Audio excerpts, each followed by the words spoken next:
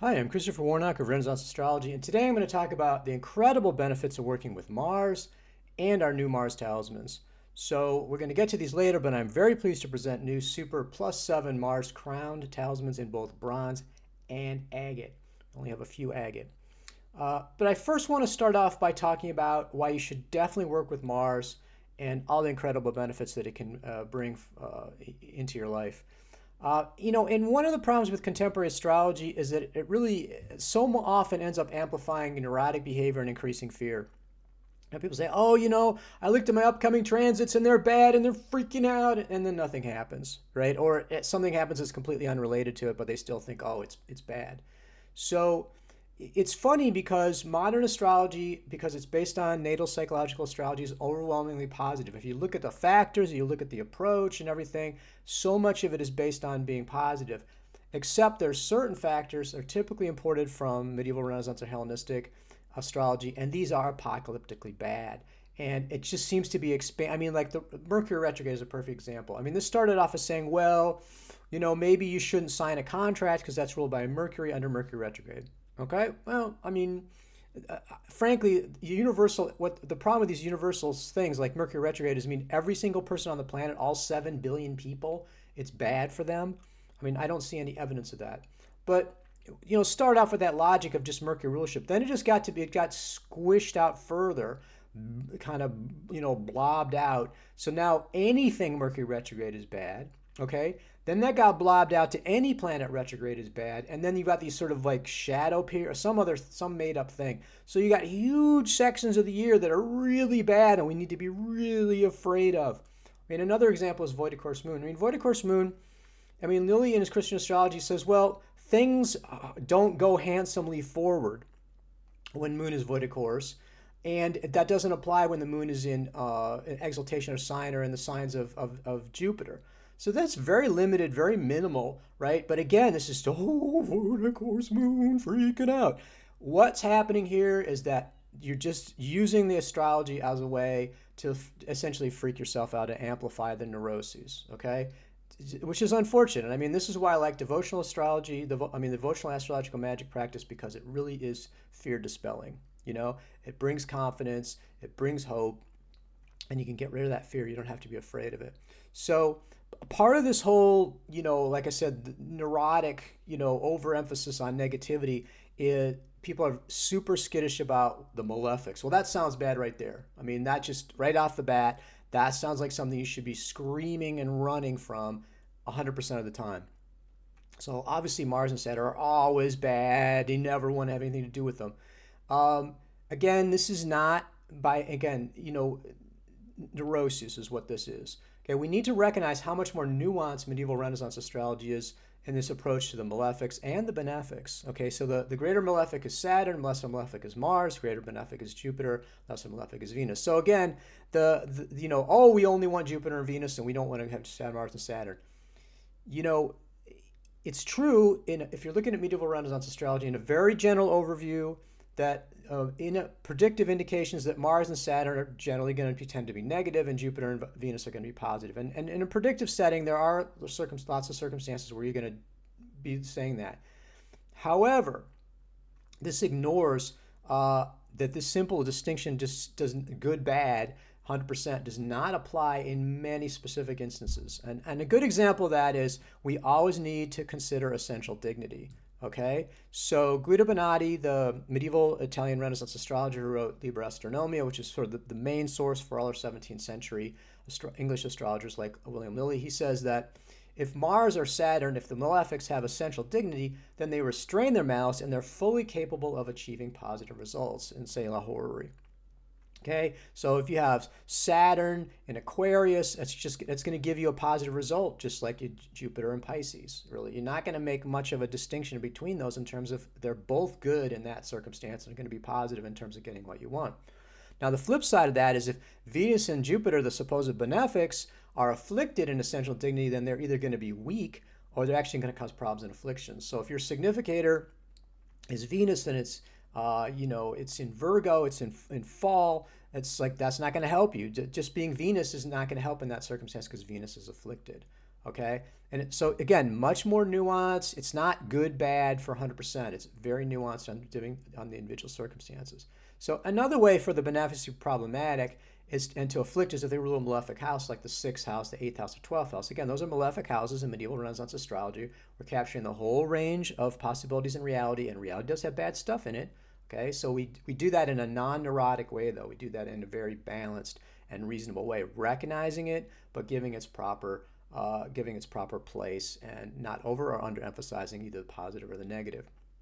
So again, if you have Jupiter ruling the 8th, which is the house of death in medieval Renaissance astrology, and you're looking at a death chart, someone says, "Will I die?"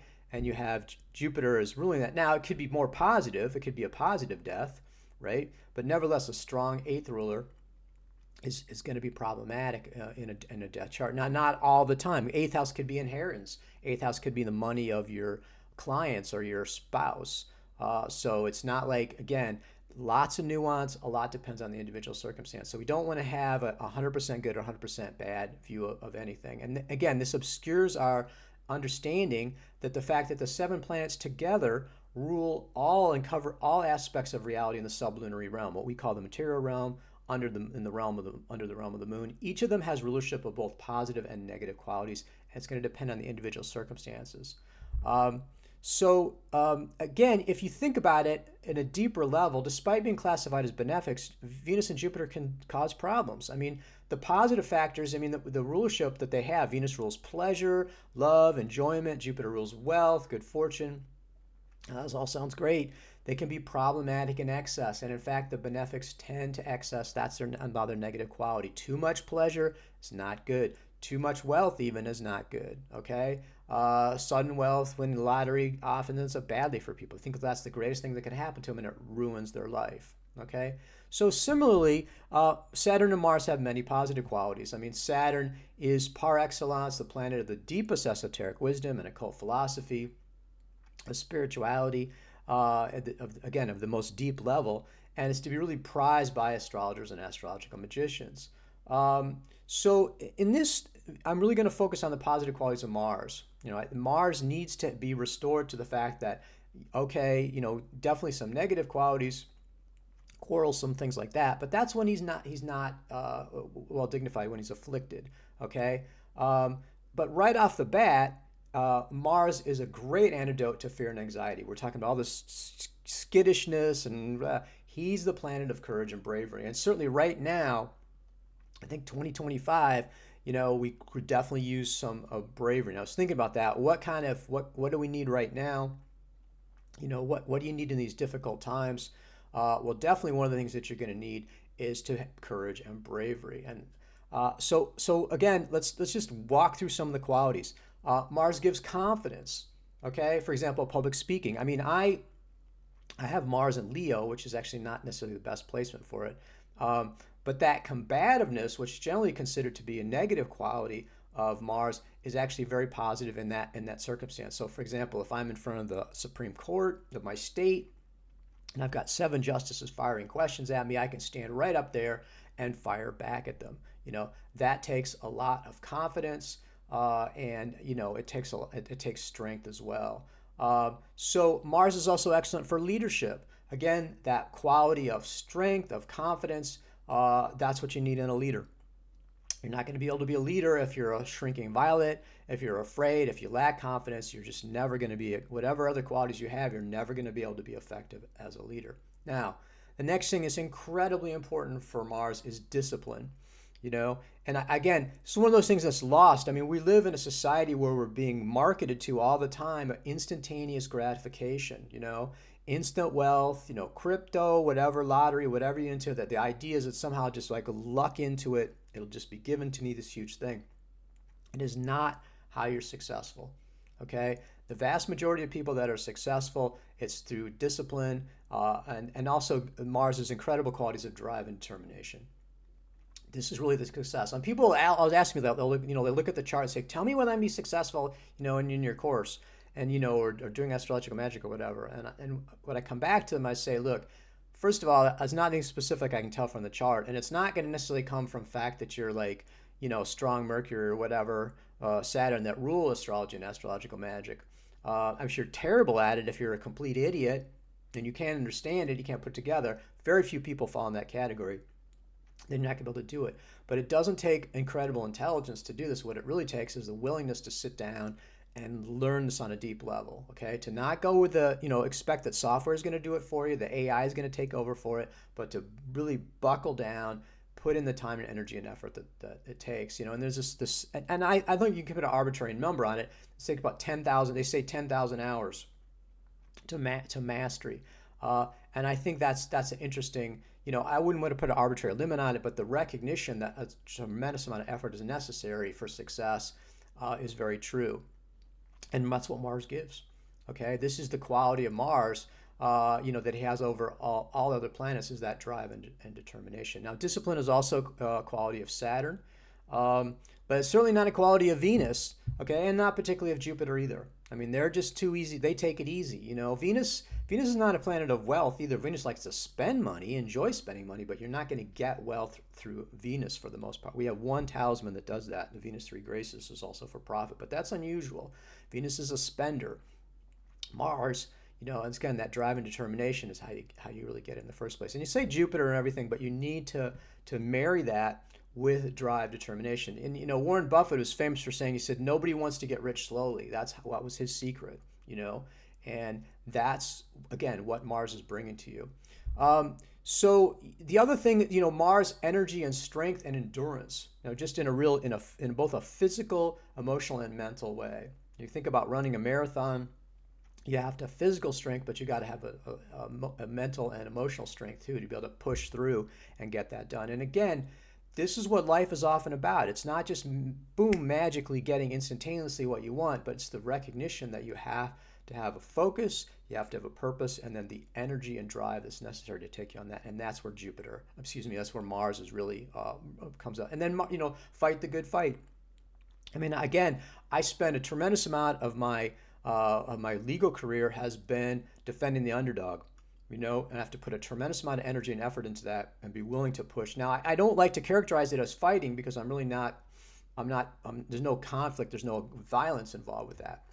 But this idea of having the energy and effort and being willing to and being brave enough to face up to it and face your fears and go forward, these are all qualities that come from victory. So ultimately, for Mars is the planet of victory.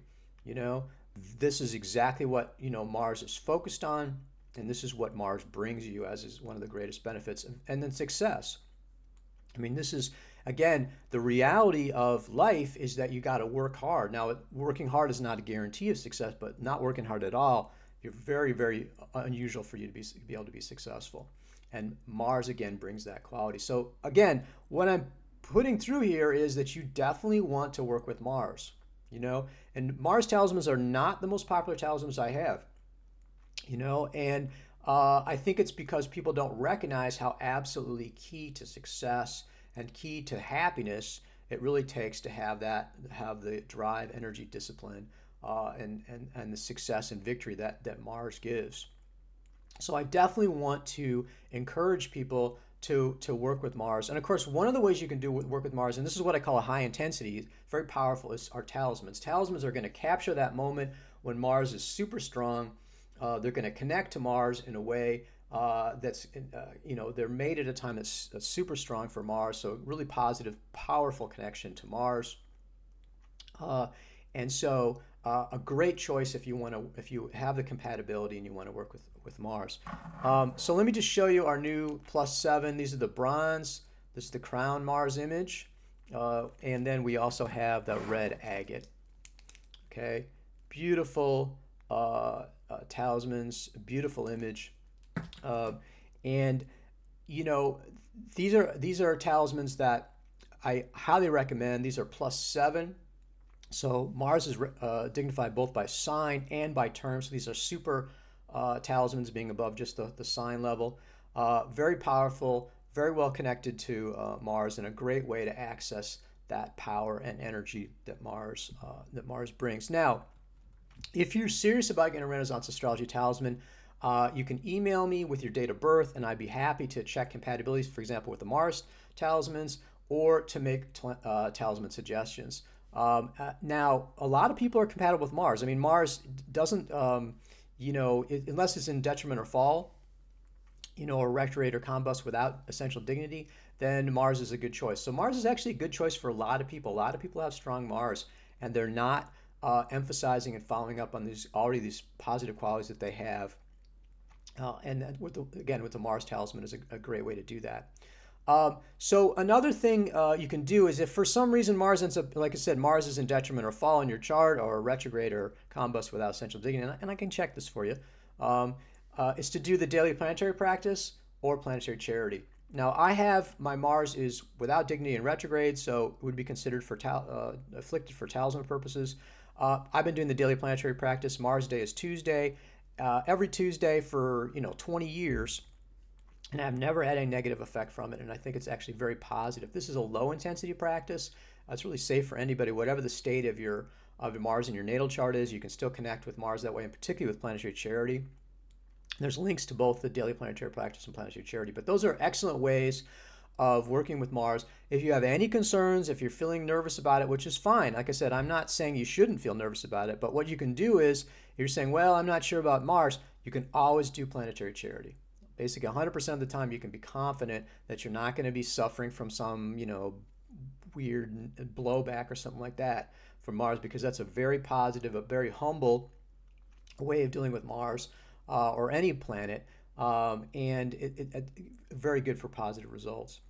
So again, I want to emphasize, Mars is not 100% bad, not something that you want to always avoid. What you want to do is use it in a nuanced way, and you want to make sure that you're taking advantage of the incredible qualities that Mars brings, that strength, that determination, endurance, the success and victory that Mars brings. This is what people are interested in. This is what people want. They want to have their life go well. And a strong response, a courageous response, a brave response, really, in a lot of cases, is solving the problem. It's removing that anxiety.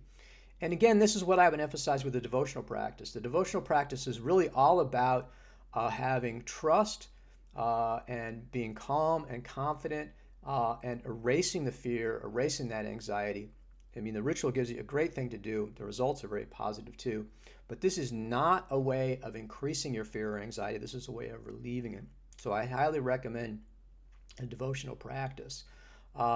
And also, I'm very excited about these new Mars talismans. So check them out, and I hope you'll find them as exciting as I do.